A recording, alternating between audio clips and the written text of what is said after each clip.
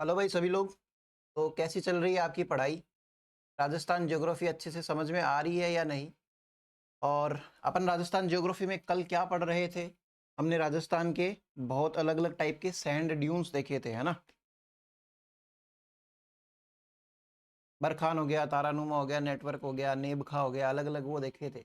उससे भी पहले हमने ये स्टार्ट करा था कि शुष्क मरुस्थल जो होता है उसको दो भागों में विभाजित किया जाता है, बालू का स्तूप युक्त क्षेत्र और बालू का स्तूप मुक्त क्षेत्र। 58.5% कौन सा है और 41.5% कौन सा है, क्या आप बता सकते हैं?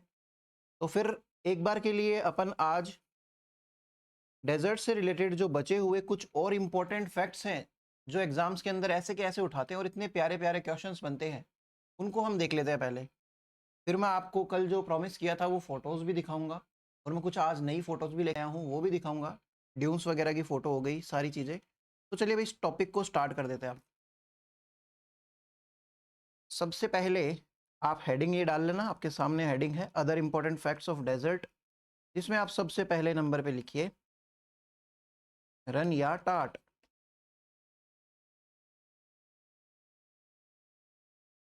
ठीक है, रन या टाट। रन या टाट क्या होता है? मान लेते हैं कि एक मरुस्थल का एरिया है जहाँ पे मतलब कोई बहुत बड़े बड़े ड्यून्स नहीं है, बहुत बड़े बड़े बालू का स्तूप नहीं है, एक काफ़ी लंबी एक ज़मीन है। अच्छा, उससे भी पहले एक चीज़ और समझिए, मैं आगे जब खनिज पढ़ाऊंगा तब मैं बहुत डिटेल में लेने वाला हूँ इस चीज़ को। हमने बोला था कि ये जो तैथिस सागर का अवशेष है मरुस्थल, तो सागर की जो लवण होता है वो कहाँ है भाई? मिट्टी में है या कहाँ है? तो सागर का मोस्ट ऑफ द लवण जो है या फिर सैलिनिटी जो है, या मैं कहूँ मिनरल्स जो है, वो पड़ा है नीचे। जैसे अगर मैं ऐसे बताऊं, सॉरी,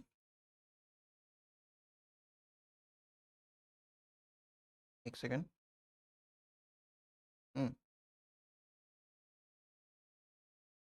अगर ये ऊपर वाली जमीन है मरुस्थल वाली, तो ये क्या हो गया भाई?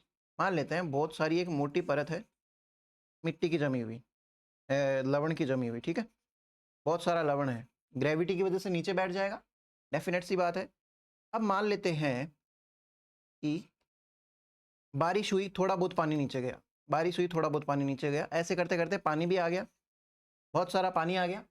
पानी आने की वजह से ये जो सैलिनिटी है वो इसके साथ घुल जाएगी, पानी हो गया खारा। अब क्या होता है जब टेम्परेचर बढ़ता है, टेम्परेचर जब ऊपर बढ़ता है, मतलब पृथ्वी के, एक सेकंड रुको इसको थोड़ा सा नीचे ले लेते हैं।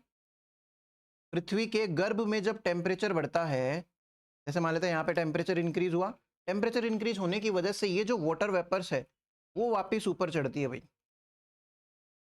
ठीक है, तो एक सेकंड रुकना, मैं आपके पीछे नहीं आ जाऊं,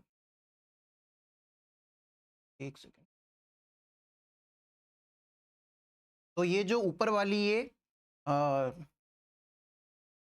सैलाइन जो इसको बोलेंगे, परत जो बनी है, ये बेसिकली होती है NaCl की, यानी कि नमक, या फिर ये होती है माइका शिस्ट की चट्टानें, माइका शिस्ट। ठीक है, जब ये आप लिख लेना एक बार पहले, फिर मैं स्क्रीन में आ जाऊं।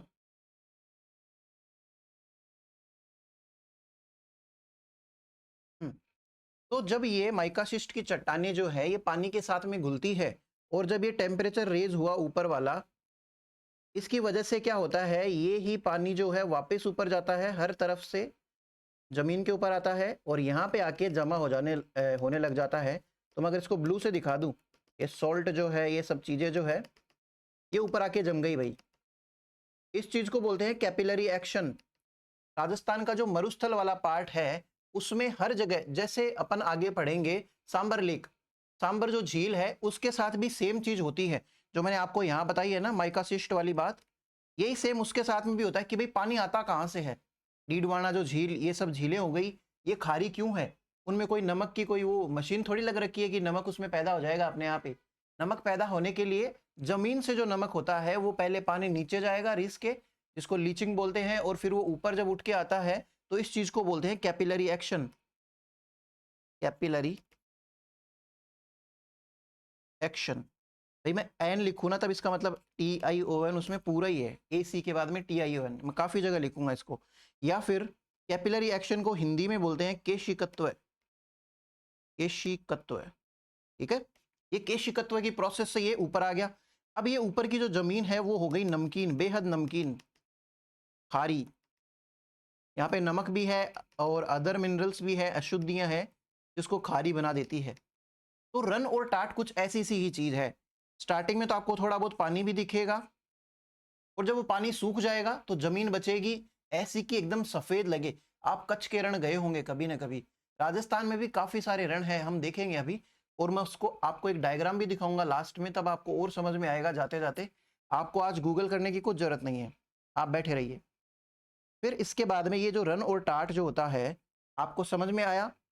राजस्थान के संदर्भ में इसको क्या बोलेंगे, आप सिंपल सा लिख लीजिए, दो बालूका स्तूपों के बीच में,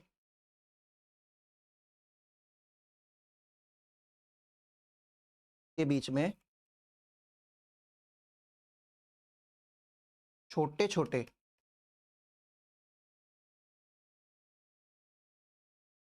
गड्ढों में एकत्रित जल, एक सेकंड, गड्ढों में एकत्रित जल, इंग्लिश में भी लिख लेना आप, एकत्रित वर्षा का जल, ठीक है।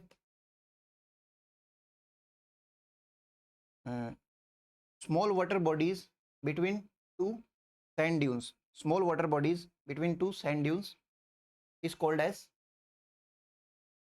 रन और Tat. They are basically saline in nature, they are basically saline and infertile in nature. Hindi में आप लिखना, ये लवणीय तथा इनफर्टाइल होते हैं। इनफर्टाइल को हिंदी में क्या बोलेंगे, बंजर, कृषि अनुपयोगी लिख लीजिए आप।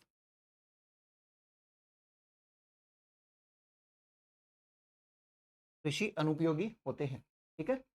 इसके एग्जाम्पल मोस्ट, राजस्थान में अगर रण की बात करें तो मैक्सिमम कहाँ मिलेंगी, जैसलमेर में। आप हिंदी में भी लिख लेना, सर्वाधिक जैसलमेर में। लेकिन कुछ इंपॉर्टेंट रन है जो काफी जगह मिलते हैं राजस्थान में, अपन उसको एक चीज और देखना, ये छोटे छोटे जो बालू का स्तूप है, जैसे मान लेते हैं इनमें अगर पानी वर्षा से इकट्ठा हो सकता है तो हम पानी को वैसे भी तो इकट्ठा कर सकते हैं भर के खुद से। तो एक प्रकार से ये छोटी मोटी traditional way of water storage भी तो है ना। कर सकते हैं भाई, कोई जरूरी नहीं है करें। और ये पानी वैसे पीने योग्य होता नहीं है, यहाँ की जमीन जो होती है वो खारी होती है, तो वाटर स्टोरेज किसी और काम के लिए काम में आ जाए, ठीक है। या फिर इसको ढंग से प्रॉपर इसकी धुलाई करके इसके ऊपर बढ़िया मिट्टी बिछा के, जलोढ़ मिट्टी लाके वैसे एक प्रॉपर छोटा सा तालाब बना लिया जाए, तो एक प्रकार का छोटा सा परंपरागत, एक सेकंड, परंपरागत साधन, ठीक है, वाटर स्टोरेज का, जल संरक्षण। इसमें आप डायग्राम बनाइए, राजस्थान में कौन से इंपॉर्टेंट है वो लिखिए भैया आप। देखिए डायग्राम से बनाओगे ना तो आपको याद भी हो जाएगा, एक फोटो सी छप जाती है आपके दिमाग में। सबसे पहले हम स्टार्ट करेंगे चूरू से, इधर कहीं जो कहीं आता है चूरू। क्या आप जिले याद कर रहे हैं, क्या कहाँ तक पहुँचे आप जिले याद करने में, या फिर नहीं कर रहे। अगर नहीं कर रहे तो आपने बात को अनसुना कर दिया, वो भी गलत बात है। पढ़ाई को अनदेखा करोगे क्या आप, यानी कि कहीं ना कहीं ईमानदारी की कमी है, खुद से ईमानदारी की कमी है। और अगर कर रहे हो तो बहुत अच्छी बात है। खुद को छोटी छोटी जो आप सक्सेस हासिल करते हो उसके लिए भी खुद को प्रमोट किया करो, मोटिवेट किया करो और खुश हुआ करो। छोटी छोटी जीत आपको, वही बात है ना, बूंद बूंद से सागर भरता है, या घड़ा भरता है पहले तो फिर सागर भरता है। तो वैसे ही छोटी छोटी अगर आप अपनी अचीवमेंट्स पे खुश होना, मतलब घमंड नहीं करना, खुश होना, तो उससे भी आपको एक सेल्फ मोटिवेशन मिलता है आगे बढ़ने के लिए, ठीक है। तो पड़ीहारा करके एक रन है, या फिर एक रन है ताल छापर में। ताल छापर घूमे हुए हैं क्या भाई, ताल छापर में कहने को हिरण मिलते हैं, दिखते नहीं हैं। फिर उसके बाद में एक लिख लीजिए आप फलोदी, इसको आप डिफरेंट पेन से लिख लेना ताकि चूरू। उसके बाद में आप लिखो भाई फलोदी, फलोदी, फलोदी में आप लिखना बाप रन, बाप रन, मतलब ऐसे नहीं कह रहे पिताजी भागो, है ना। बाप जगह है, हमने कल भी देखा था, और वहां का रन कहलाता है बाप रन। उसके बाद में जैसलमेर लिखो भाई, यहाँ कहीं जैसलमेर है ना, उसके ऊपर इसके अंदर जो इंपॉर्टेंट जगहें हैं यानी कि जो रन है वो आप लिखना भाई। सबसे पहले आप लिखो भाई पोखरण, यहाँ पे भी ये रण नाम में ही आ रहा है, ठीक है। ये वैसे बेसिकली रन टाट जो होती है ना, एक लंबी जमीन होती है, मैं आपको डायग्राम दिखाऊंगा आज क्लास के एंड में। दूसरी बात लवा लिखिए भाई, लवा। तीसरी बात आप लिखिए कनोड, कनोड। पोखरण को इंग्लिश में लिख सकते हैं, लवा को LA ऐसे लिख लीजिए ताकि आपको याद रहे कि हिंदी में भी लिख लेना, वरना लावा करते याद करते फिरोगे। कनोड आ गया, कनोड को ऐसे लिख लो भाई। और फिर एक लास्ट और बच गया, भाकरी। देखिए भाकरी वैसे जो होती है ना, बाजरे की रोटी को भी बोलते हैं, बाहर महाराष्ट्र गुजरात में भी अलग टाइप की भाकरी होती है, आप गूगल करके देखना। तो इसको याद करने की एक छोटी सी ट्रिक बताऊं, यहीं के यही याद करना और भूल भी जाना, ज्यादा ट्रिक्स के चक्कर में फंसना मत। ये पोकरण में पो आ रहा है, इसको पा समझिए, और ये पालक ऐसे समझिए, पालक की भाकरी एक तरीके से जैसलमेर में मिलती है, ठीक है। तो आपके याद होने के हिसाब से एक छोटी सी ट्रिक भी बता दी, यहीं के यहीं याद करो, यहीं के यहीं भूल भी जाओ इसको। फिर बालोतरा है भाई, बालोतरा वाला जो रन है वो मैं यहाँ लिख देता हूँ, इसको बोलते हैं थोब रन। थोब, थोब रन राजस्थान का सबसे बड़ा रन है, तो भाई ये वाली लाइन तो आप लिख लो, राजस्थान का सबसे बड़ा, मेरे पीछे सबसे बड़ा जा रहा है, मैं एक बार हट भी जाता हूँ लो, सबसे बड़ा run, largest run of Rajasthan, simple सी बात है भाई, लिख सकते हो ये तो। फिर उसके बाद में एक और आता है हमारे पास में, बाड़मेर। क्या आप मुझे बता सकते हैं बाड़मेर से सबसे छोटी सीमा कौन सा राज्य बनाता है? तो बाड़मेर में अपने पास में आ जाएगा रेडाना, ये रेडाना रन है, ठीक है। तो इतने सारे इंपॉर्टेंट रन हैं अपने राजस्थान में, आप इसका डायग्राम बनाइए वीडियो को पॉज करके, और फिर हम आगे चलते हैं।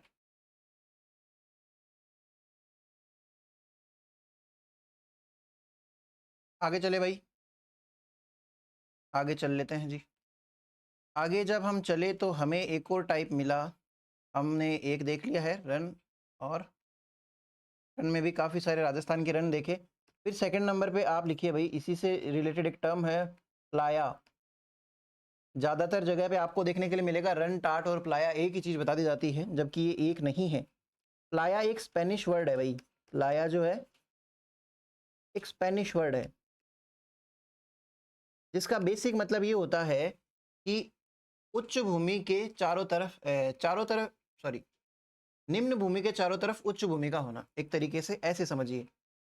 ये कोई लो लैंड है, जमीन का ही निम्न भूभाग है, और इसके चारों तरफ, ये 2D में है इसलिए आपको लग रहा है, ऐसे समझिए ये 3D में देख रहे हो आप, ऊपर से देख रहे हो आसमान से, ठीक है। ये तो लो लैंड हो गया इसका, ये वाला हिस्सा, है ना। और ये अपलैंड हो गया, मतलब इसका अपलैंड, है ना। तो ऐसी चीज के अंदर अगर पानी आ जाए तो उस चीज को बोलते हैं प्लाया। तो अपने राजस्थान के संदर्भ में क्या बोलते हैं अपन, तो वो देख लेते हैं। स्पेनिश वर्ड है जिसका मतलब क्या होता है, लो लैंड सराउंडेड बाई, आप इंग्लिश में लिखिए सराउंडेड बाई अपलैंड्स। निम्न भूमि हिंदी में लिखिए, निम्न भूमि जो चारों तरफ से उच्च भूमि से घिरी हो, निम्न भूमि जो चारों तरफ से उच्च भूमि से घिरी हो। अब मुझे आप एक चीज बता दीजिए, राजस्थान में जो मरुस्थलीय क्षेत्र है उसमें जो भी पानी आएगा वर्षा से, बारिश से जो भी पानी आएगा वर्षा से, वो आके तो इवेंचुअली खारा ही होना है।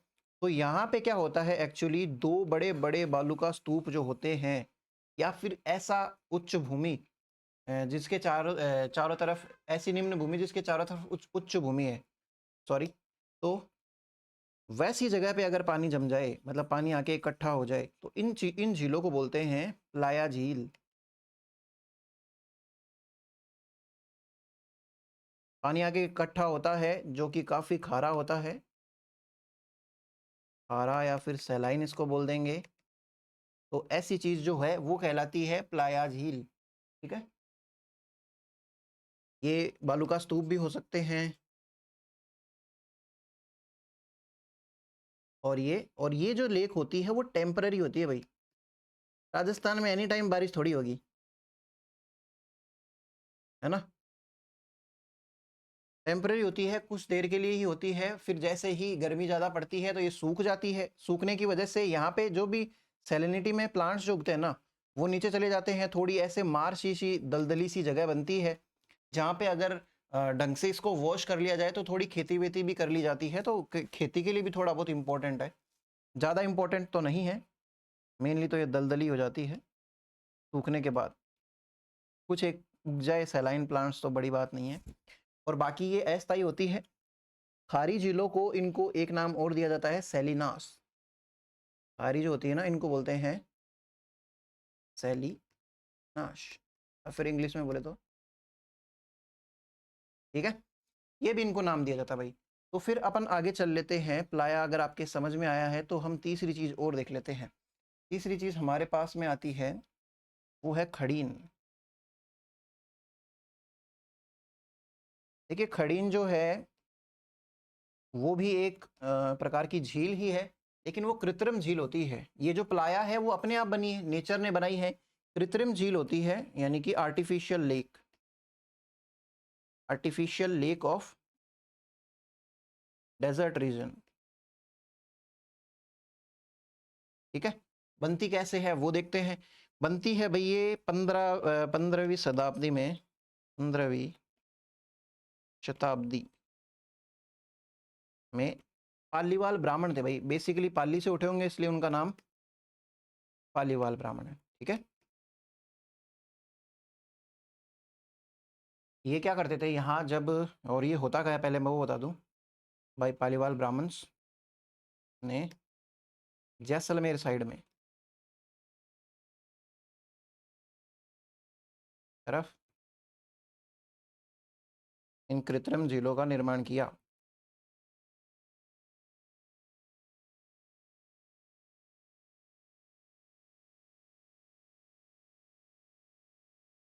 जैसलमेर की साइड में क्या है, जैसलमेर के जो राजा होते थे वो इनको पालीवाल ब्राह्मणों को जमीनें देते थे कि भाई आप यहाँ पे क्या करो, मरुस्थल में कैसे खेती कर सकते हैं, कैसे पानी को स्टोर कर सकते हैं। काफ़ी इम्पॉसिबल सा काम है। लेकिन ये पालीवाल ब्राह्मणों के पास क्या ट्रिक थी कि ये क्या करते थे, जैसे मान के चलते हैं ये कोई दो बालू का स्तूप, मतलब ये सैंड ड्यून्स हैं।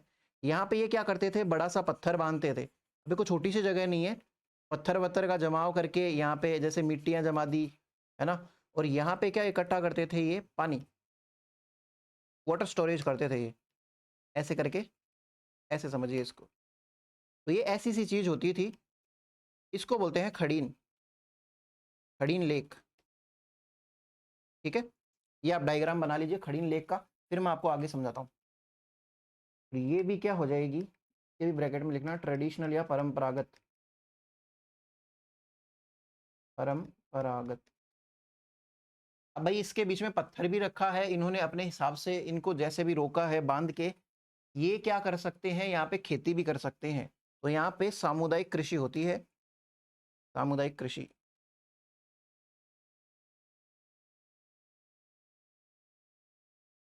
मेनली किसकी होती है वो भी बता देता हूँ। सामुदायिक कृषि, कृषि को इंग्लिश में बोलते हैं कम्युनिटी एग्रीकल्चर, कम्युनिटी, एक सेकेंड, एग्रीकल्चर। समुदाय किसको कहते हैं भाई, समुदाय, समुदाय कहते हैं कि अलग अलग कास्ट के लोग रह के मिल के एक साथ अगर कहीं जगह पे, एक जगह पे रह रहे हैं ना, तो उसको बोलते हैं कम्युनिटी। इसका बढ़िया एग्जांपल है तारक मेहता का उल्टा चश्मा, जिसमें काफ़ी सारे जैसे धर्म के भी अलग अलग लोग रहते हैं।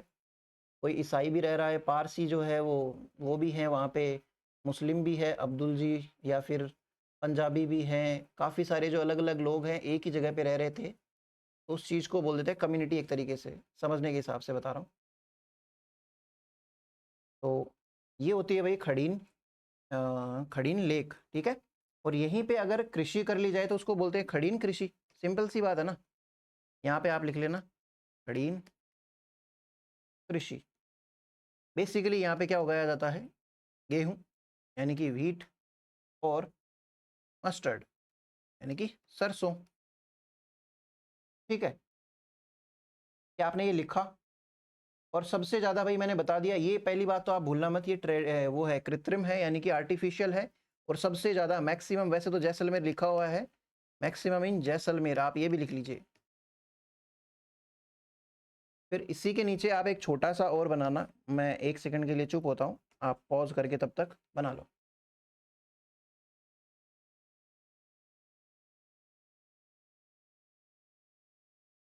ठीक है, ये भाई एक चीज़ और लिखी है मैंने आपके सामने, वो है बेरी। बेरी क्या होता है? बेरी को भी ना आप इसकी सब हेडिंग ही लिख लो वैसे। चलो अगर 4 नंबर लगा दिया है तो कोई दिक्कत नहीं, लगा दो छोड़ो। होता क्या है कि ये जो खड़ीन जो लेक बनाई है इन्होंने, इसका पानी भाई रिश्ता है, ये कोई बहुत ऐसे कोई आर्किटेक्चर का काम नहीं है, बहुत ज़्यादा बढ़िया इंजीनियरिंग का काम नहीं है, बट फिर भी है तो सही। अगर पानी रिस रिस के इकट्ठा हो जाए, मतलब निकलना शुरू कर दिया जाए, तो उसके लिए एक पास में एक कुआं बना देते हैं छोटा सा, उसी को क्या कह देते हैं? बेरी। आप सिंपली ऐसे भी कर सकते हैं इसमें। खड़ीन के रिश्ते, आप इंग्लिश में हिंदी में लिखिए, खड़ीन के रिश्ते हुए पानी को संग्रहित करने के लिए बनाया गया छोटा कुआं। ठीक है, ए वेल, वेल इंग्लिश में WELL, a well made to store leaking water of khadin lake. ठीक है, a well made to store leaking water of khadin lake. फिर आप 5वें नंबर पे एक और चीज लिखिए, 1 सेकंड रुकना। अब 5वें नंबर पे आप लिखिए एक नई टर्म है, ये एग्जाम के एक ऑप्शन में आई थी भाई, इंसलबर्ग क्या है? या फिर इसको हिंदी में बोलें तो इंसल, आप दोनों लिखना हिंदी वाले, हिंदी इंसलबर्ग। इसका हिंदी वैसे नेम क्या है? द्वीपीय पर्वत। मैं आपको इसकी फोटो दिखाऊंगा लास्ट में, लेकिन अभी के लिए आप पढ़िए, खुद से इमेजिन कीजिए, ट्राई कीजिए। जब हम लास्ट में फोटो देखेंगे ना, तो आप जो अभी ट्राई कर रहे हैं, इमेजिन कर रहे हैं, उसको एक स्ट्रॉन्ग कनेक्शन मिल जाएगा आपकी इमेजिनेशन से और रियलिटी से, तो आपको और ज़्यादा याद होगी भाई। तो ये होता क्या है बेसिकली, जर्मनी में, जर्मनी का वर्ड है ये जो इंसलबर्ग नाम है ना, इंसल का मतलब होता है आइलैंड। आइलैंड में ये एस साइलेंट है भाई, द्वीप या फिर टापू बोल दूं मैं इसको, एस साइलेंट होता है, इसलिए इसको बोलते हैं आइलैंड। ठीक है, और बर्ग जो होता है, बर्ग का मतलब होता है पर्वत या फिर माउंटेन। अब आप माउंटेन का तो जानते ही हैं, माउंटेन क्या होता है और पहाड़ क्या होता है, पहाड़ी वगैरह। तो एक ऐसी स्ट्रक्चर जो तीव्र तो ढाल हो और उसके आसपास एकदम से ऐसे गुंबदाकार स्ट्रक्चर, मान लो जमीन के ऊपर ऐसे दिख रही हो, उस चीज को बोलते हैं इंसलबर्ग, या फिर ये जो द्वीपीय पर्वत है राजस्थान में जो है, इसका एग्जाम्पल क्या है आप लिखना, ये जर्मनी में बोलते हैं ना, ये जर्मन वर्ड है।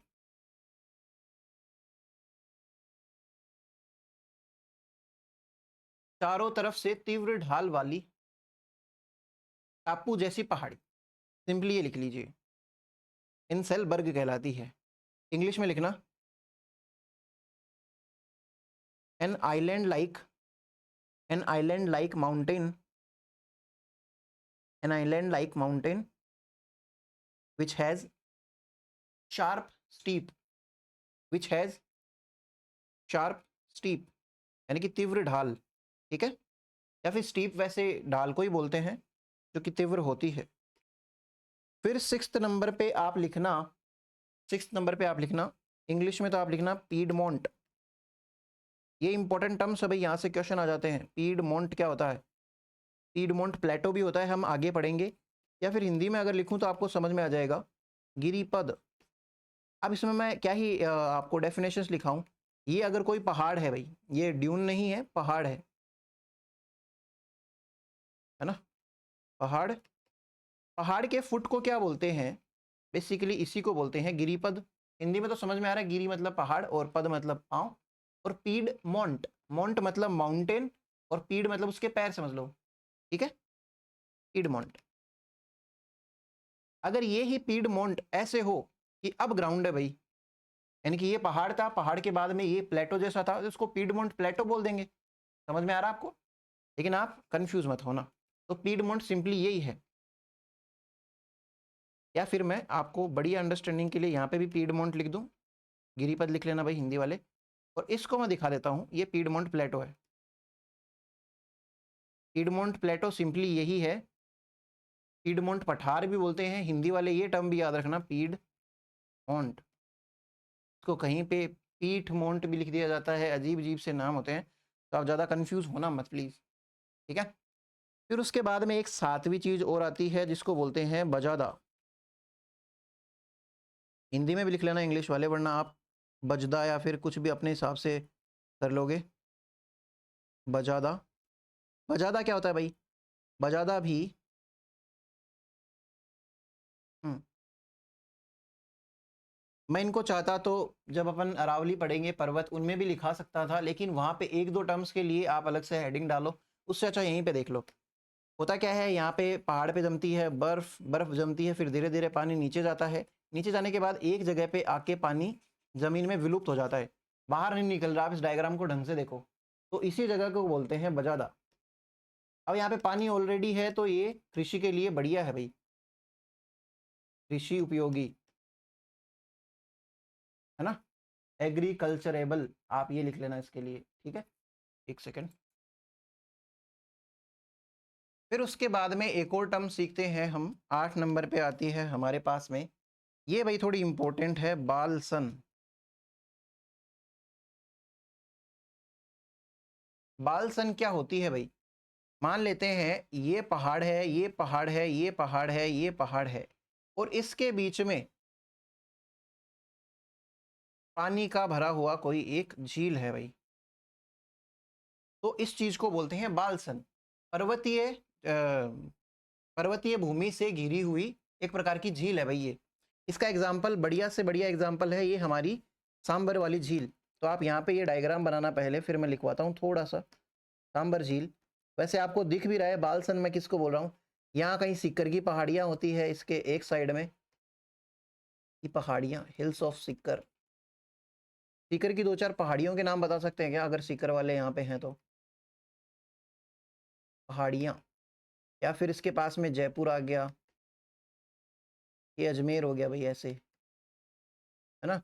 तो इन सब से घिरी हुई जो झील होती है, एक वाटर बॉडी जो बन जाती है, उसको ही बेसिकली बोलते हैं बालसन, ठीक है। ये लो भाई, ये आप डायग्राम बनाओ, तब तक मैं इसका जो लिखना है वो लिख देता हूँ। मरुस्थल में पर्वतों से घिरा हुआ, पर्वतों की जगह पहाड़ियाँ लिख लो आप भाई, पहाड़ियों से घिरा हुआ, घिरा हुआ, हाँ, जल बेसिन, बेसिन, ठीक है। Water basin surrounded by hills in desert region, ठीक है। ये डेजर्ट रीजन ही है भाई, सांबर झील वाला जो है ना, ये अर्ध शुष्क मरुस्थल इधर आता है। तो डेजर्ट रीजन में अगर सांबर झील जो इसका एग्जाम्पल है, पर्वतों से अगर घिरी हुई हो, पहाड़ियों से अगर घिरी हुई हो, तो ऐसी आकृति को हम क्या बोलेंगे, सिंपली बालसन, ठीक है। और इसका एग्जाम्पल में आपने लिख लिया होगा, ये क्या है, सांबर झील, बेस्ट से बेस्ट एग्जाम्पल है इसका। फिर 9 नंबर पे हम लिखेंगे नई चीज, एक होती है आगोर,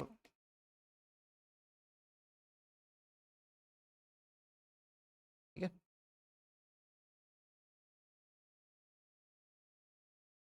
आगोर क्या होता है भाई? जो रेगिस्तानी वाले जो इलाके हैं, वहाँ पे जो घर होते हैं, वहाँ पे पानी जो स्टोर करने की एक टेक्निक होती है, उसको जिसको बोलते हैं टांका।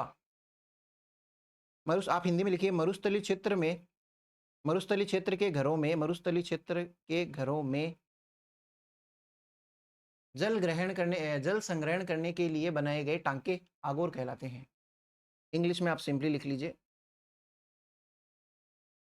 दे are water storing wells in desert region, ठीक है। आप टांका भी लिखिए भाई, ये इंग्लिश वाले जो है टांका भी लिखिए। टांका शब्द जो है कई बार दिया हुआ आ जाता है। टांका एक प्रकार से छोटा कुंड होता है, छोटा वेल जो होता है, उसको बोलते हैं आगोर। और आगोर के बाद में जैसे जैसलमेर लिख लीजिए भाई, जैसलमेर में बहुत ज़्यादा मिलते हैं ऐसे टांके, आगोर जो होते हैं वो। फिर उसके बाद में एक वर्ड आता है थली। अब आप कंफ्यूज मत होना, ये थाली तल्ली नहीं है, थली। आप थली लिखिए। थली किसको बोलते हैं बेसिकली राजस्थान में? हम अपने घर की जो बोलते हैं ना दहलीज, दहली, उसको ही अपने थोड़ा सा राजस्थानी रूप जो है उसको थली बोलते हैं। घर की दहलीज कैसे होती है? ऊंची तो होती है ना, जैसे ये रोड हो गई के किनारे आपका घर है, ये दहलीज है, इसको बोल देंगे थली। ठीक है, थली या फिर दहली, कुछ भी बोल दो, तो ये होती है भाई दहली, इसी को बोलते हैं थली। राजस्थान में क्या सीन है, क्यों अपन इस चीज को ऐसे कर रहे हैं हाईलाइट? ये अगर राजस्थान का मैं मैप बनाऊं, ठीक है, और यहाँ कहीं बहती है लूणी नदी, ठीक है, लूणी नदी को तो जाने दो, ये लूणी नदी का जो भी बेसिन है, लूणी नदी के बेसिन के उत्तर में, यानी कि ये लूणी नदी है, अगर मैं इसको लूणी नदी बताऊं, लूणी नदी और इसकी सहायक नदियां भी बनाई हैं, लूणी नदी बेसिन के उत्तर में, नॉर्थ में, ये नॉर्थ है ना, नॉर्थ में जो इलाके होते हैं ये हाइट में ऊंचे होते हैं। अब आप खुद मुझे बताइए, मैंने बोला था कि ये जो बह रही है, नदियां बहती है ढाल के अनुसार, तो ऑब्वियस सी बात है जहां से नदी ने शुरू किया वो भाग और जहां पे नदी जा चुकी है वो भाग में से सबसे ऊंचा कौन सा है? जिसने जहां से स्टार्ट किया वो, और उससे भी ऊपर कहां मिलेगा? उत्तर में और उत्तर में। तो ऐसे वाले इलाके जो होते हैं, आप हिंदी में लिखना स्टार्ट कीजिए अब। लूणी नदी बेसिन के उत्तर में पाए जाने वाले क्षेत्र, लूणी नदी के लूणी नदी बेसिन के उत्तर में पाए जाने वाले मरुस्थलीय क्षेत्र लिखना, मरुस्थलीय क्षेत्र थली कहलाते हैं। ठीक है, इंग्लिश में लिखना desert regions, desert regions, regions वो लिखना, क्षेत्र वाला regions, desert regions found to the north of Luni river basin, desert regions found to the north of Luni river basin. और ये हाइट में ऊंचे होते हैं, सीधी सी बात है, इसीलिए इसको थली लिख रहे हैं। डायग्राम ये दोनों बना लेना आप। रीजन्स कौन से हैं? सबसे पहले आता है नागौर का मरुस्थली रीजन, नागौर। फिर आ गया जैसे बीकानेर, बीकानेर में तो थली बहुत ज्यादा है, बीकानेर के लिए ही प्रचलित है मेन, तो ये है ना, आप यहाँ भी स्टार लगा लीजिए इसके। ठीक है, और फिर उसके बाद में चूरू लिखिए भाई, चूरू आ जाता है, और गंगानगर भी लिख लो भाई। ये सारे इस साइड वाले जो मरुस्थली जो इलाके हैं उनको क्या बोलते हैं? थली। अब थली लिख लिया है तो इसी के पास में आप लिख लो तल्ली। कितने नंबर का हो जाएगा? 10 नंबर का, 10 नंबर है या 11 नंबर है, जो भी आप लगा लेना, 11 नंबर है भाई। तो तल्ली क्या होता है भाई? तल्ली हम बोलते हैं, जैसे ये एक सैंड ड्यून का पूरा श्रृंखला है, ये वाली जो है, इस वाले को तो कारवा बोला था, गासी गौसी बोला था, घासी बोला था, है ना, या फिर इसी को जो ये लो लैंड है इसका एक नाम है तल्ली। ये तल्ली तो है एक तरीके से, इसके बीच में जो क्या बोलते हैं, दो मरुस्थलों के बीच में जो बना हुआ लो लैंड जो है वो एक तरीके से तल्ली तो है, पेंदा तल्ली इस तरीके से समझिए, तल्ली अलग चीज है। ठीक है, तो आप लिखना लिखना क्या है? लो लैंड बिटवीन सैंड ड्यून्स, लो लैंड बिटवीन सैंड ड्यून्स, बालू का स्तूपों के मध्य निम्न भूमि, तल्ली कहलाती है भाई। तो चलिए भाई, 11 नंबर हो गया। ये मरुस्थल वाला जो पोर्शन है उसमें भी मेनली शुष्क मरुस्थल, ये थोड़ा बड़ा पड़ता है, तो इसलिए इसको ढंग से समझना बहुत जरूरी है। फिर आप एक बहुत बढ़िया चीज लिखिए, उसका नाम है पीवणा। देखिए पीवणा जो होता है वो क्या होता है, और पावणा जो होता है, पावणा, पावणा बोलते हैं ना मारवाड़ी में, राजस्थानी में पावणा क्या होते हैं बोलने में, तो इनको छोड़ो, रहने दो। पीवणा जो होता है वो एक सांप होता है भाई, वो भी बहुत जहरीला। मरुस्थल प्रदेश का आप लिखना स्टार्ट कीजिए, मरुस्थल प्रदेश का जहरीला सर्प, मरुस्थल प्रदेश का सबसे जहरीला सर्प लिख लीजिए। The most poisonous snake of desert region, the most poisonous snake of desert region. ठीक है, जिसको बोलते हैं पीवणा। ये पीले कलर का होता है भाई, पीले कलर का। मैंने पीवणा बोला है सबसे जहरीला, पावणा सबसे जहरीला नहीं बोला है। ठीक है, तो पीवणा है भाई सबसे ज्यादा जहरीला। ये पीले रंग का होता है, मैं आपको फोटो दिखाऊंगा, पीवणे की दिखाऊंगा, आपके पावणों की नहीं। तो 13 नंबर पे हमारे पास में आ जाता है भाई, इसको भी मैंने हेडिंग में लिख दिया था, कुलधरा गांव। इसकी दो खास बात ये लिख लो कि यहाँ पे डायनासोर्स के अवशेष मिले थे। हिंदी में लिखना स्टार्ट कीजिए, डायनासोर व व्हेल मछली के अवशेष मिले। जैसलमेर का है, आपको पता ही है भाई, आप इंटेलिजेंट लोग हो, वो सब पता है। जैसलमेर का ये कुलदरा गांव है, यहाँ पे व्हेल और डायनासोर्स के अवशेष मिले थे। एंड व्हेल रिमेन्स, ठीक है। ये लो भाई अंग्रेजी वालों, ओके। फिर हम आगे चलते हैं 14th नंबर पे। भाई इनसे सबसे क्वेश्चन बनते हैं, एक भी फालतू चीज नहीं है यहाँ पे, एक भी फालतू चीज नहीं है, सबसे क्वेश्चन बनते हैं। तो मैं या तो ये कर सकता हूँ कि छोड़ दूं, या मैं पढ़ा दूं। नखलिस्तान,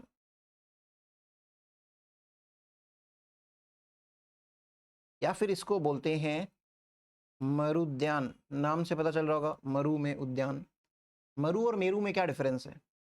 और दूसरा, फिर तीसरा, इसको इंग्लिश में लिखना भाई ओएसिस। इंग्लिश वाले नखलिस्तान जरूर लिखना, मरुद्यान तो भले ही छोड़ दो, ओएसिस लिखना। ऐसे समझो कि मरुस्थल में एक वाटर बॉडी है, इमेजिन करना एक बार, मरुस्थल में वाटर बॉडी है और उसके आसपास ग्रीनरी है, मतलब ग्रीन प्लांट्स हैं। तो ऐसी चीज को बोलते हैं ओएसिस, मरुद्यान या फिर नखली स्थान, ठीक है। तो मरुस्थल में कैसे हो सकता है, हो भी सकता है, कोई बड़ी बात नहीं है। थोड़ी सी ज्योग्राफी हल्की फुल्की अलग हो तो उसमें आराम से सिंपली ये लिख लीजिए, वाटर बेसिन, वाटर बेसिन के, या फिर सॉरी जल बेसिन के चारों तरफ हरा भरा क्षेत्र, जल बेसिन के चारों तरफ हरा भरा क्षेत्र, green area around a water basin in desert.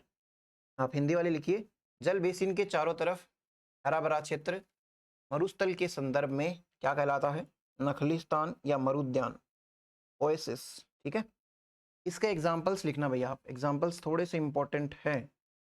पहला एग्जांपल तो आप लिखिए नागौर का खींवसर, ठीक है।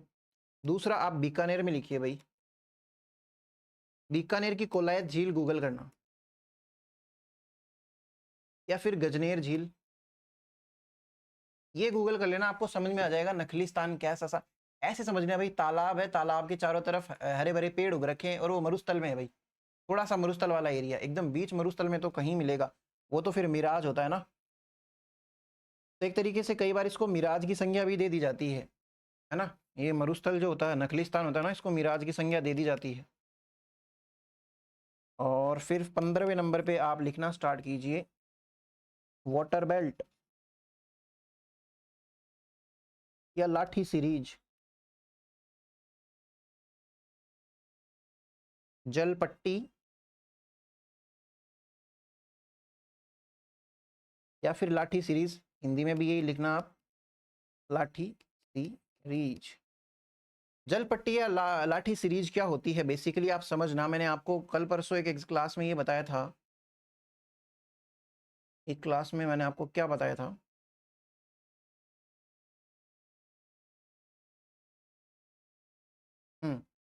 ये जो वाला इलाका है गंगानगर हनुमानगढ़ वाला, है ना, गंगानगर हनुमानगढ़ ही है क्या यहाँ पे, या फिर बांसवाड़ा डूंगरपुर, ये सब है।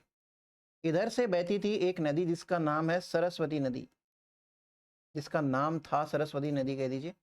अभी आज की तारीख में बहती है घग्गर नदी, वो भी बेचारी कुछ ज्यादा है नहीं। तो ये जब सरस्वती नदी बहती थी तो ये वैसे तो इधर चली जाती थी मेनली आगे, लेकिन इसका कुछ पार्ट जो है इधर टूट गया भाई, जैसलमेर वाले मेन इलाके में, और ये पार्ट जो है जमीन के अंदर है। आप ऐसे समझिए, आप जहां भी रह रहे हैं ना, उसके नीचे एक वाटर बेल्ट है, जल की एक पट्टी है बहुत लंबी, वो भी 60 किलोमीटर है, पोखरण से मोहनगढ़ तक है भाई। कल हमने नाम देखे ना, तारानुमा बालुका स्तूप के अंदर पोखरण से पोखरण मोहनगढ़ वगैरह देखे थे, और इसके अलावा भी देखा था एक सेकंड रुकना, पहले मैं क्या लिख रहा था, पोखरण से मोहनगढ़, है ना। पोखरण से मोहनगढ़ में ये 60 किलोमीटर के लगभग फैली हुई एक जल पट्टी है, भूगर्भिक जल पट्टी है, ठीक है। तो आप इसको लिखना स्टार्ट कीजिए कि लिखना क्या है इसमें, आपको समझ में आ ही रहा है, लाठी सीरीज है, तो इसका एक डायग्राम बना लो बस, आपको समझ में आ जाए। उसके कुछ फीचर्स है वो मैं आपको लिखवा दूंगा भाई, ऐसे समझिए। ये आपके पीछे आ गया, हाँ जी भाई। तो ये एक प्रकार से जमीन के अंदर पाए जाने वाली एक बेल्ट सी है भाई, है ना, वाटर बेल्ट ऐसी सी आपको दिखेगी। यहाँ पे मैं पी लिख रहा हूँ, पी से मतलब है पोखरण, अलग पेन से लिख देता हूँ, या फिर मैं पूरा ही लिख देता हूँ पोखरण। और यहाँ पे है भाई मोहनगढ़। इनके बीच में ये जो 60 किलोमीटर की एक भूगर्भिक जल पट्टी है, को यहाँ पे लिख लीजिए आप, भूगर्भिक जल पट्टी या फिर इनलैंड वाटर बेल्ट। ठीक है। और ये बनती किसकी वजह से है, तो ये बनती है सरस्वती नदी की वजह से, रिमेन्स ऑफ सरस्वती नदी, remains of river Saraswati. English Hindi वाले लिखना सरस्वती नदी का अवशेष। ठीक है। तो ये है भाई भूगर्भिक जल पट्टी, जो 60 किलोमीटर की लगभग है, तो छोटी सी नहीं है भाई, बहुत लंबी है। अब ये जो जल पट्टी है, इसके ऊपर मतलब जहाँ पे, एक सेकंड रुको मुझे फ्रेम में आने दो, जहाँ पे ये पानी है, मतलब पूरे 60 किलोमीटर के एरिया में जो पानी है, ऊपर भी तो जाएगा थोड़ा थोड़ा इवोपरेट होके, अपन ने देखा था कैपिलरी एक्शन या केशकत्व है ना, केशिकत्व है। तो वो जो पानी जब ऊपर जाता है, तो उसकी वजह से यहाँ पे रहती है प्लांट्स के लिए फेवरेबल कंडीशंस। और मरुस्थलीय इलाके में ज़्यादातर कैसे पादप उगते हैं, घास जैसे पादप उगते हैं, जिनको बेसिकली क्या बोलते हैं, मैं इसको अगर थोड़ा सा इधर लेके आऊँ, तो इधर आ जा भाई। ठीक है। तो अगर मैं इसको ये बोल रहा था, यहाँ पे ये जो घास उगी है, इस घास का एक स्पेशल नाम है भाई, सेवण घास, या इसका दूसरा नाम भी है लिलोण। ये बेहद फेवरेट बोलते हैं ना एग्जामिनर्स की, कुछ एग्जामिनर्स की बहुत ज्यादा फेवरेट है, इसको बार बार पूछते रहते हैं। लिलोण घास, एक ही नाम है भाई दोनों का। यहाँ पे ये होती है थोड़ी प्रोटीनेशियस या फिर बढ़िया स्वादिष्ट होती है। मैंने तो नहीं खाई, लेकिन इसको पसंद करता है एक पक्षी जिसको बोल सकते हैं गोडावण। गोडावण पक्षी है क्या भाई, बताना जरा। गोडावण, या फिर इसको इंग्लिश में क्या बोलते हैं, great Indian bustard, great Indian. मैं इसको तो मिटा दूं, पोखरण मोहनगढ़ लिखा हुआ है ये भाई आपके सामने, ग्रेट इंडियन बस्टर्ड, ये इसकी शरण स्थली है भाई, ग्रेट इंडियन बस्टर्ड की। इसी के पास में लिख लो ताकि आपको याद भी रहे कि शरण स्थली, यानी भी जहाँ जहाँ पे वो क्या करता है, शरण लेता है या फिर शेल्टर लेता है। आपने ये डायग्राम बना ली कि एक बार जल्दी से बना लो, फिर मैं इसको थोड़ा सा और बनाऊंगा आगे, पॉज करो और बनाओ। तो बना लिया होगा। ये शेल्टर जो है, ये इसका यहाँ पे ये रहता है, यहीं पे ये प्रजनन करता है, और मतलब अपने जो भी है खाने पीने की चीज़ें भी इसके लिए सेवण, ये लिलोण घास ही है। इसके लिए एक इम्पॉर्टेंट चीज़ और है, इनसे एक इनका साइंटिफिक नेम वाला क्वेश्चन भी बनता है। तो लिलोण को उसमें क्या कहते हैं, साइंटिफिक नेम जो होता है, वैसे तो इसको बॉटनिकल नेम कहते हैं क्योंकि ये प्लांट है, तो इसका बॉटनिकल नेम या फिर साइंटिफिक नेम क्या होता है, इसका साइंटिफिक नेम होता है भाई, इंग्लिश वाले लिख लो पहले, लेस्यूरस सिंडिकस। हिंदी में लिख लो लस्सी यूरस सिंडिकस। ठीक है। या फिर आप एक छोटी सी हल्की सी ट्रिक बनाएं, तो छोड़ो रहने दो ट्रिक, तो क्या ही, ऐसे भी कि ये लस्सी है, ये सिड़ गई या फिर सड़ गई जो बोलते हैं ना, तो उस हिसाब से आप अगर याद करो तो ठीक है, वरना छोड़ो। ये ग्रेट इंडियन बस्टर्ड है, इसका भी नेम पूछते हैं, तो इसका क्या साइंटिफिक नाम है, ये साइंटिफिक नेम है भाई, इसका साइंटिफिक नेम होता है एरेडियोट्स, एरेडियोटिस और निग्री सेप्स, एरेडियोटिस।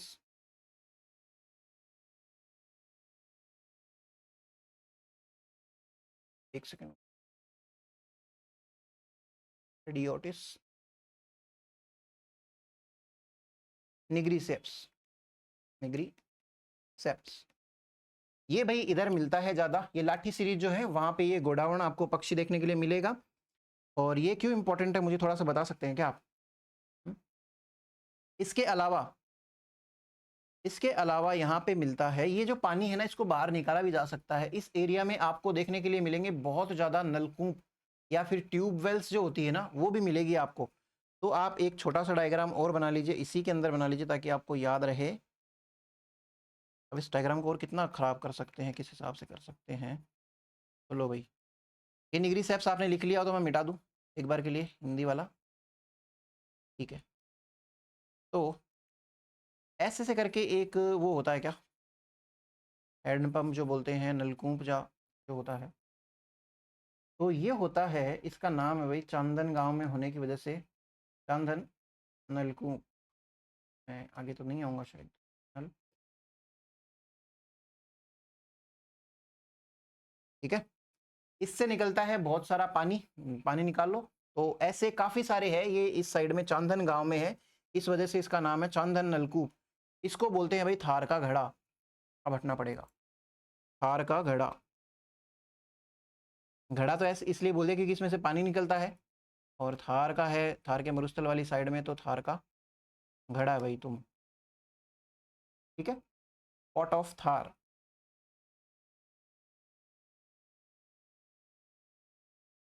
थार का घड़ा लिख लिया। इसके अलावा यहाँ पे दो और घास मिलती है, वो भी आप स्टार लगा के लिख लो, अदर ग्रास या फिर अन्य घास। वो भी आती है भाई धामण, एक आती है करड़, एक आती है तरदगम।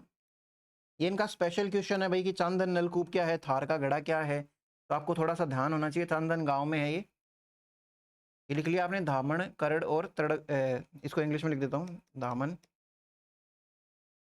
करड़ और गम, ठीक है। ये हो गया भाई। फिर यहाँ पे अपना कंप्लीट हो जाता है ये लाठी सीरीज। और लाठी सीरीज के अलावा एक लाठी सीरीज और मिलती है, आप अदर एग्जाम्पल में और लिखना, अदर वाटर बेल्ट या फिर लाठी सीरीज। उसके अंदर आप बायतू लिख लीजिए, बायतू, ये और लिख लो भाई, बालोतरा में पड़ता है अभी।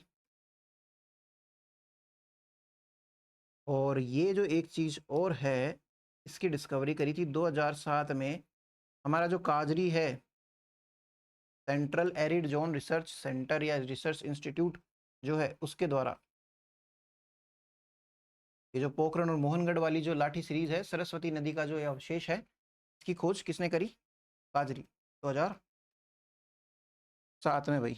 फिर उसके बाद में ये कितने नंबर हो गया था, आप नंबरिंग करते चलना।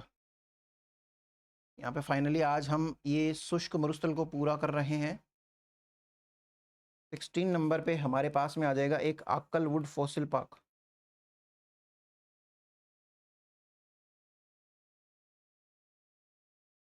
आक्कलवुड फॉसिल पार्क क्या है? जैसलमेर के अंदर एक मरु उद्यान है भाई। राजस्थान का जो जैसलमेर है, जैसलमेर में एक नेशनल डेजर्ट पार्क है, या फिर इसको हिंदी में बोलेंगे राष्ट्रीय मरुद्यान। आप गूगल करना भाई, ज़्यादा डिटेल्स इसकी आप एक बार गूगल करना, आक्कलवुड फॉसिल पार्क क्या है। वैसे मैं इसकी एक फ़ोटो भी दिखाऊंगा। मैं यहाँ क्यों लाया हूँ, यहाँ पे अपन क्यों पढ़ रहे हैं, क्योंकि ये जैसलमेर में है, मरुस्थल में है। और ये इस जो नेशनल पार्क है राजस्थान का, ये काफ़ी फेमस भी है। किस लिए फेमस है? तो यहाँ पे एक वुड का वो मिला अवशेष, जो आक्कलवुड है वो मिली। वो कितनी पुरानी है? 18 करोड़ साल पुरानी भाई, वर्ष पुराने अवशेष, रीमेन्स, या फिर हिंदी वाले लिख लेना इसको अवशेष। इसी को 18 करोड़ को 18 मिलियन भी कह सकते हैं, मिलियन ईयर्स पुराने अवशेष मिले भाई, ठीक है। और ये सबसे ओल्डेस्ट अब तक के खोजे गए अवशेष हैं, ओल्डेस्ट मोस्ट वुड रिमेन्स, ठीक है। ये सबसे पुराने भाई, सबसे पुराने, oldest most would remains, Hindi में लिखना सबसे ज्यादा पुराने लकड़ी के अवशेष। ये हुआ। और ये बना कब था ये चीज भी लिख लेना आप, जुरासिक पीरियड में। जुरासिक जो डायनासोर वाला है, तो यहाँ पे डायनासोर के अवशेष भी मिलेंगे। मैं आपको एक फोटो दिखाऊंगा बहुत अच्छी, जुरासिक पीरियड में, ठीक है। तो ये मिला था जुरासिक पीरियड में, जुरासिक पीरियड के अवशेष हैं ये, ठीक है, जो हमें मिलते हैं जैसलमेर के नेशनल पार्क में। ये मरू उद्यान है, डेजर्ट पार्क है। इसके अलावा आप 17 नंबर पे दो तीन एक चीजें और रह गई है। एक थोड़ा सा इंपॉर्टेंट पड़ जाता है, बाप बोल्डर। हिंदी वाले तो ऐसे लिख लिए, इंग्लिश वाले ऐसे लिख लीजिए भाई। बाप कहाँ पड़ता है? फलौदी में। बोल्डर होता क्या है आप समझना। देखो ये भाई है हमारे पास में एक पहाड़ है, ठीक है, हिल है या माउंटेन है जो भी समझ लीजिए। इसके ऊपर जमी रहती है यहाँ पे बर्फ। नदियां शुरू ऐसे ही होती है, पहाड़ों के ऊपर हाइट के ऊपर जो होता है टेम्परेचर कम होता है, और वहाँ का पानी जो होता है धीरे धीरे, या फिर बारिश की वजह से पानी यहाँ पे आता है, वो जम जाता है यहाँ पे धीरे धीरे धीरे धीरे, परत दर परत।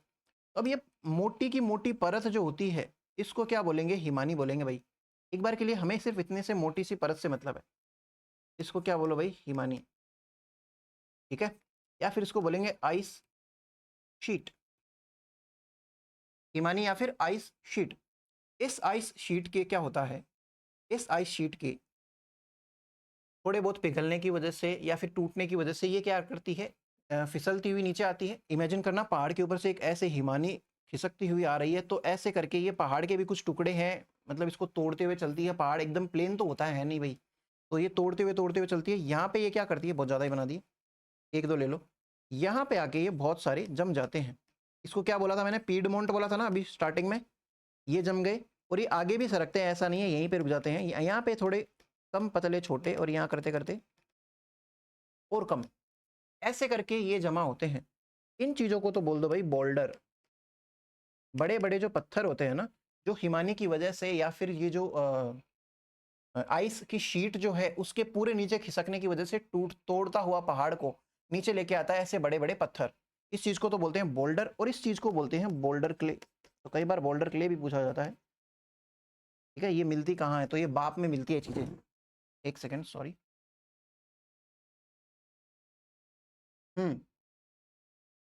तो इसको क्या बोला मैंने? बोल्डर। ये मिलती, इसकी लोकेशन क्या है? तो बाप, इसीलिए इसको बाप बोल्डर कह रहे हैं, बाप फलोदी। ये बनता कब था, मतलब ये कब बना होगा, ये इसका भी नाम है। इसके जब पत्थरों की जब वो करी रिसर्च की, ये कब के पुराने पत्थर हैं, तो एक पर्मो कार्बोनिफेरस पीरियड करके एक पीरियड आता है, पर्मो। उस टाइम पे क्या था, परमानेंट फ्रीजिंग जैसी सी कंडीशन थी बहुत ज़्यादा। ये हिमानी लिखी है ना, तभी तो हिमानी लिखी है। ये पर्मो कार्बोनी, उस टाइम पे बर्फ़ ज़्यादा थी, पर्मो कार्बोनिफेरस पीरियड की है भाई ये क्वेश्चन पूछा जाता है एग्जाम में। पर्मो कार्बोनिफेरस काल, मेरे पीछे काल है भाई मेरे पीछे काल नहीं है, तो ये काल है, पर्मो कार्बोनिफेरस काल। इसको बोलते हैं बोल्डर। क्या आपको बोल्डर समझ में आया? इसी बोल्डर का एक नाम और दिया जाता है मोरेन रॉक्स। आप इसको लिख लीजिए यहीं पे ही, का नाम लिख लीजिए मोरेन चट्टाने। क्योंकि ये जो चट्टाने हैं, ये जो शीट होती है ना, आइस शीट्स, इसी को बोलते हैं मोरेन। इंग्लिश में मैं जब लिखूं मोरेन रॉक्स या फिर ये चट्टाने, तो ये होता है हमारा खत्म बाप बोल्डर। और ये जो जब चट्टाने सरकती है ना, तब ये पहाड़ के ऊपर निशान भी बनाती है। ये बाप फलोदी वाले जगह में ये इस चीज़ का इंडिकेशन करती है कि ये हिमानी की वजह से बना भाई, ठीक है।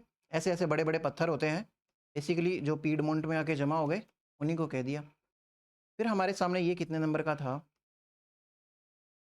17 नंबर था ना। 18 नंबर देखिए भाई, 18 नंबर भी इसी से सिमिलर, जो पर्मो कार्बोनिफेरस पीरियड का ही एक चीज़ और है। भादुरा में बालुकाश्म मिलते हैं। भादुरा सैंडस्टोन्स जो है ना, सैंडस्टोन्स, हिंदी वाली लिखिए भादुरा बालुकाश्म। ये जोधपुर में, आप लिख लो सिंपली जोधपुर में पर्मो कार्बोनिफेरस पीरियड, ये जो ऊपर लिख रखा है ना वो का वही पर्मो कार्बोनिफेरस पीरियड, या फिर इस काल में मिले वो अवशेष हैं चट्टानों के। बालुकाश मतलब सैंडस्टोन्स जो होते हैं ना, जिससे बालू बनती है। बालू रेत किससे बनती है? सैंडस्टोन से, ठीक है। तो उसमें क्या मिलता है, उसमें ये मिलता है कि पर्मोकार्बोनिफेरस की चट्टानें हैं ये, पहली चीज तो ये। और इसमें समुद्री अवशेष मिलते हैं भाई, समुद्री जीवाश्म। समुद्री जीवाश्म से मेरा क्या मतलब है, देखो फिर से एक और समुद्र का इंडिकेशन की टेथिस सागर इससे बना है। जीव मतलब जीव, जीव के फॉसिल, बायोफॉसिल्स, ठीक है, ये चीज यहाँ पे मिलते हैं भाई। फिर इसके बाद में 19 नंबर पे एक चीज और है। 19 नंबर पे जो चीज है वो है रेगिस्तान का जल महल। रेगिस्तान का, रेगिस्तान का जल महल। जल महल वैसे जयपुर में है, लेकिन रेगिस्तान का जल महल कहते हैं बटाड़ू का कुआं।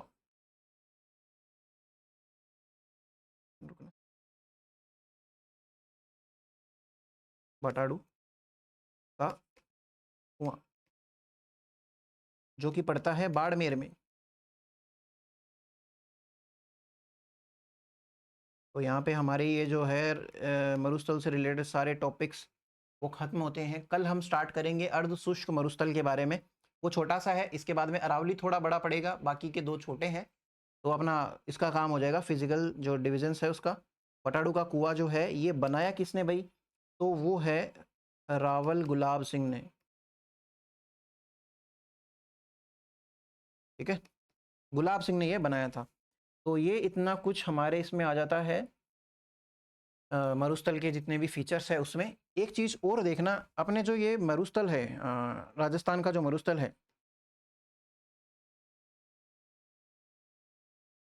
ये मरुस्थल में आप ये लाइन के फॉर्म में लिख लीजिए, 9 उल्कापिंड गिरे थे भाई, अलग अलग जगह पे। 9 उल्कापिंड क्या होते हैं, मीटियोराइट्स। उल्कापिंड बोले तो जो अंतरिक्ष की बॉडीज हैं, मतलब अंतरिक्ष में घूम रहे पत्थर है जो है, वो आके कहाँ गिरे, रेगिस्तान वाले इलाके में आके गिर गए। 9 बार गिरे अलग अलग जगहों पे। तो इनको इसीलिए एक नाम दिया जाता है स्पेस, स्पेस गेस्ट्स, या फिर इसको बोलेंगे अंतरिक्ष मेहमान। भाई अंतरिक्ष से आए हैं हमारे राजस्थान में, ये इस चीज़ के लिए प्रचलित रहता है कि भाई अंतरिक्ष मेहमान क्या है। तो ये पूछा जाता है कि थार के मरुस्थल में या राजस्थान का जो मरुस्थल है उसमें जो भी गिरे हुए ये मीटियोराइट्स जो है या 9 उल्कापिंड जो हैं, उनको बोला जाता है अंतरिक्ष मेहमान। तो आपको यहाँ तक का सब कुछ समझ में आया क्या? अब फटाफट अपन ये आज जो भी पढ़ा है ना उसके डायग्राम्स देख लेते हैं। साथ ही साथ में मैं आपको दिखाऊंगा कल वाले जो डायग्राम्स है, आपने शायद गूगल तो करा ही होगा उनको। तो आपने लिख लिया क्या यहाँ तक का? हम चल लेते हैं आगे। आगे बोले तो पीछे जा रहे हैं। चलो भाई, यहाँ कहीं से स्टार्ट करते हैं हम। ये हमारा बरखान है भाई, दिख रहा है बरखान, बरखान या बरछान लिख रखा है इसको। ये देखिए, ये इसकी विंड की डायरेक्शन है, आपको डायग्राम में दिख रही होगी। ऐसे ऐसे विंड जो है वो जा रही है, ये एरो लग रखा है यहाँ पे, ठीक है। विंड की डायरेक्शन के साइड वाली ये, इसको हमने क्या बोला था, कॉनकेव बोला था या कॉन्वेक्स बोला था, बताइए। और एक मिनट रुकना, ये जो थी यहाँ पे ये जो डार्क सा रीजन है इसको ढांड बोला था आपने, ठीक है। और उसके अलावा ये सबसे ज़्यादा डेडली है, डेंजरस है, सबसे ज़्यादा मरुस्थलीकरण कॉज करता है। मरुस्थलीकरण को क्या बोलते हैं, मार्चिंग ऑफ डेजर्ट, सही है ना। तो ये था हमारा बरखान, आपने डायग्राम में भी सर्च किया होगा।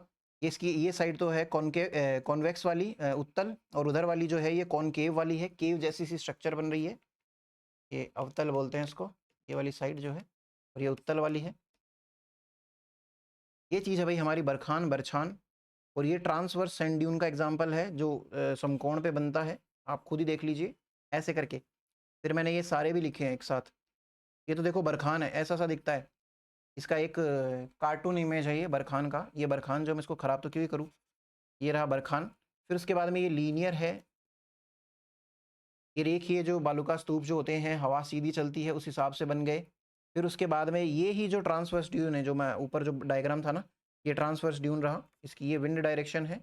और फिर ये देखो पैराबोलिक जो परवलयाकार अपन ने देखे थे, ये दिखने में तो देखो उसके जैसे से दिख रहे हैं, ये बरखान जो है वैसे से दिख रहे हैं, लेकिन फ़र्क क्या है, ये बरखान की तरफ इसका कॉनकेव वाला साइड है।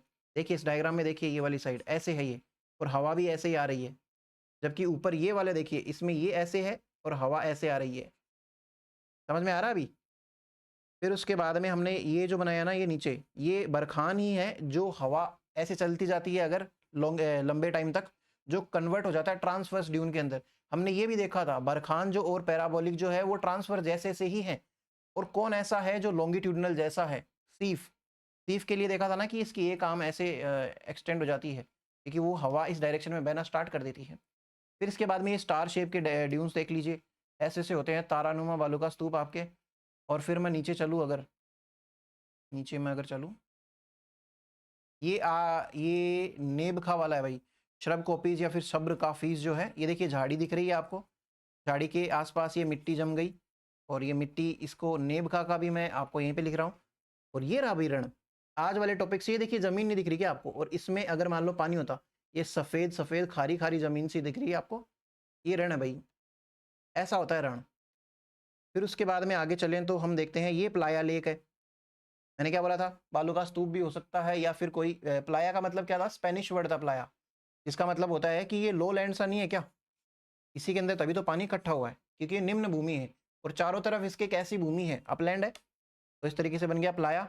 प्लाया के अलावा ये देखिए खड़ीन। खड़ीन जो होता है वो कुछ ऐसा सा होता है, यहाँ पे ये बढ़िया से पानी स्टोर किया हुआ है, ठीक है। और खड़ीन के अलावा ये आपको थोड़ा सा इंडिकेशन दे रहा है उसका जैसा सा भी, हमने देखा था ना गजनेर वाला जो एग्जाम्पल है, आप एक बार के लिए ऐसे समझिए गजनेर का एग्जाम्पल है। तो आपको मरुस्थल के अंदर नखलिस्तान सा दिख रहा है ना, ये हरा भरा क्षेत्र थोड़ा सा, ये और ज़्यादा होता है जिसको नखलिस्तान बोलते हैं। फिर ये आ जाता है भाई ये इंसलबर्ग। ये देखिए फोटो में देखिए आप, ये पूरी ज़मीन है जिसके ऊपर ये टापू जैसा सा एक पर्वत है, इसको बोलते हैं भाई इंसलबर्ग। और ये है भाई सबका पावड़ा, पावड़ा नहीं पीवड़ा, जो कि बहुत जहरीला होता है। ये पीवड़ा स्नेक पीले कलर का होता है। आप इसका एक वीडियो देखना, ये जो इसमें है ना ये मिट्टी में पूरा गायब हो जाता है, इसकी सिर्फ आंखें आंखें दिखती है। मैं वीडियो यहाँ पे दिखा नहीं सकता, आप वीडियो देखना इसकी, पीवड़ा स्नेक की। ये पूरा जमीन में छिप जाता है अपने शिकार के ऊपर। ऐसे बोला जाता है कि ये छाती पे बैठ के है ना पूरा का पूरा इंसान का जीव जो होता है, अपन मारवाड़ी लैंग्वेज में बोलते हैं, जो सांस होती है या फिर सोल जो होती है, आत्मा होती है, उसको खींच लेता है, पी जाता है जहर छोड़ के, मतलब जहर छोड़ के मार देता है बेसिकली। तो इसलिए इसको बोलते हैं पीवड़ा। इसके अलावा ये डायग्राम जो है वो है आकलवुड फॉसिल का। अब ये देखिए कितना शानदार डायग्राम है जिसमें डायनासोर बेचारा जो है वो फंस गया। और ये वुड जो रिमेन्स जो है जुरासिक पीरियड के हैं। और साथ ही साथ में इसको क्या बोल देंगे हम, 18 million 18 million years old remains, ठीक है। तो ये यहाँ तक की चीज़ें आपको क्लियर हुई क्या? फिर हमने ये देख ही लिया रण और टाट क्या होती है, वो देख लो आप एक बार के लिए जल्दी से। ऐसे पानी जो होता है, ये कच्छ के रण से अभी जो ऊपर रण का डायग्राम देखा था, ये कहाँ देखा था, ये रहा, इसके जैसा सही है ना। ये ज़मीन जो है ऐसे कैपिलरी एक्शन से ऐसे बन जाते हैं। फिर ये कहाँ कहाँ रण है वो देखे हमने। और फिर प्लाया देखी, प्लाया झील का भी एग्जाम्पल देखा हमने, प्लाया का स्पेनिश वर्ड का क्या मतलब होता है वो पता चला आपको। खड़ीन क्या होती है वो देखा हमने। और बेरी खड़ीन का ही रिश्ता हुआ पानी अगर उसमें वेल में इकट्ठा कर लिया जाए। और इंसेलबर्ग का भी डायग्राम भी देखा था, ऐसा सही बनाया था ना मैंने। पीडमोंट क्या होता है, वो तो सिंपल सी चीज़ है। बजादा ये क्या होता है, बालसन क्या होता है, सांबर लेक इसका बढ़िया एग्जाम्पल है। अगर इसको थोड़ा सा ऐसे कर दें, खारी झील है ये। और उसके अलावा अगोर क्या है, ये तो सिंपल सी चीज़ है। थली जो होता है, दहलीज या थली जो होती है, बीकानेर इसमें इंपॉर्टेंट मार्क किया था हमने। तल्ली क्या होती है वो भी देखा था हमने। और फिर पीवड़ा सांप देखा था, सबसे जहरीला पीले रंग का होता है भाई, है ना। और कुलधरा विलेज के बारे में अच्छा एक चीज़ और है कि कुलधरा विलेज जो है ना थोड़ा सा हॉन्टेड प्लेस भी माना जाता है। ये कोई लिखने जैसी सी चीज़ नहीं है, कि ऐसा माना जाता है कि पालीवाल ब्राह्मण जो थे, यहाँ पे जो लोग रहते थे वो अचानक से एक दिन गायब हो गए रातों रात ही। कुछ ऐसी किंवदंती है, ऐसी कोई कहानी है, मनगढ़ंत है या क्या है वो तो नहीं पता। ये थोड़ा सा हॉन्टेड प्लेस माना जाता है, ठीक है। आप कुलधरा लिखना एक बार। फिर ये नखलिस्तान देखा था हमने। और नखलिस्तान के अलावा हमने क्या देखा, ये जल पट्टी है, कुबड़ पट्टी आगे आएगी। और आकलवुड फॉसिल पार्क देखा, फिर हमने बाप बोल्डर्स देखे, फिर ये भादुरा वाला देखा और रेगिस्तान का जल महल। इसी के साथ में ये शुष्क मरुस्थल जो है उसके सारे जो फीचर्स हैं वो कंप्लीट होते हैं। हम कल से अर्ध शुष्क मरुस्थल के बारे में पढ़ेंगे, उसके जितने भी टाइप्स हैं। तो थैंक यू, ठीक है। हम अब कल मिलते हैं, ठीक है।